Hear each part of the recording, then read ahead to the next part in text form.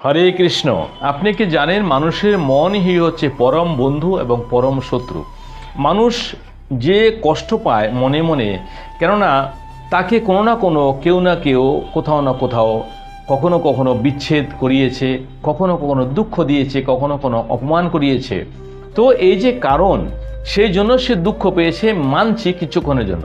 কিন্তু তার জন্য যদি সে বছরের পর বছর ধরে সেই দুঃখকে মনে করে, সেই স্মৃতিকে মনে করে, তাহলে তার ভবিষ্যতে খুব খারাপ হওয়ার সম্ভাবনা। কেননা অন্তর্যামী ভগবান সব জানেন। আপনি কোন কোন জন্মে কি কর্ম করেছেন, কার সাথে কি খারাপ ব্যবহার করেছেন, কি কর্ম করেছেন, এই সব কিছু জানে। হয়তো আপনি এই জন্মে সেটা পেয়ে গেছেন কারো কাছ থেকে। এতে আপনার উচিত ভগবানকে ধন্যবাদ দেওয়া, যে ভগবান হয়তো আমি এর থেকে বেশি পাপ করেছি। কেননা যদি মানুষ না করে তাহলে সেই লোক আপনার সাথে কেনই ব্যবহার করলো। তার মানে এটা হতে পারে যে আপনিও কোনো না কোনো জন্মে এর থেকে খারাপ ব্যবহার করেছেন, খুবই দুর্ব্যবহার করেছেন। ওই হিসাবে যদি তুলনা করে আপনি দেখতে পারেন, আপনি হয়তো অনেক কম বেদনা, অনেক কম যন্ত্রণা বা অনেক কম কষ্ট পেয়েছেন। অর্থাৎ আপনাকে খুশ হওয়া দরকার যে ভগবান আপনি আমাকে রক্ষা করেছেন, আমার বিপদ অল্পতে কেটে গেছে।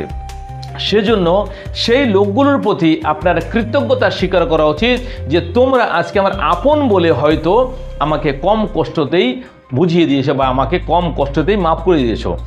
আপনি যদি সেই সমস্ত লোকগুলো যে আপনার সাথে খারাপ করেছিল তাদের আপনি খারাপ চাচ্ছেন এখন, যে এত কিছু আমার সাথে খারাপ ব্যবহার করার পরেও তারা তো সুখে বাস করছে, খুবই আনন্দে আছে, আর আমি শুধু দুঃখই করে যাচ্ছি, এর কারণ কিন্তু অন্য কেউ না, তারা না, এর কারণ আপনি স্বয়ং নিজে। কেননা আপনার মনই হচ্ছে আপনার পরম বন্ধু, আপনার মনই হচ্ছে আপনার পরম শত্রু।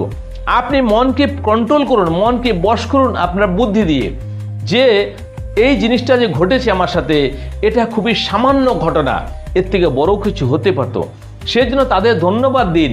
যখনই আপনি তাদের মাফ করে দেবেন, ধন্যবাদ দেবেন, তাহলে আপনার জীবনটা ধীরে ধীরে পরিবর্তন হবে। কেননা আপনি একদম পাপে জর্জরিত আছেন।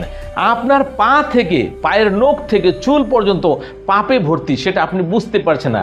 এবং সেই পাপের দরুনেই আপনি মনে কষ্ট পাচ্ছেন, আপনার জীবনে কষ্ট পাচ্ছেন, আপনি পরিবারে কষ্ট পাচ্ছেন, আপনি কাজে কর্মে কষ্ট পাচ্ছেন। যতই কাজ করছেন কাজের শেষ হচ্ছে না, এক না একদিকে কোনো অশান্তি লেগেই থাকে, এক না একদিকে কাজ শেষ হয় না, এবং আপনি ভালো মতো বিশ্রাম করতে পারছেন না, ভালো মতো ঘুমাতে পারছেন না, কোথাও গিয়ে শান্তি পাচ্ছেন না। এর কারণই হচ্ছে আপনার ভিতরে অনেক পাপ রয়েছে, আর আপনি দিন দিন আরও পাপ জমা করছেন। আপনি সর্বপ্রথমে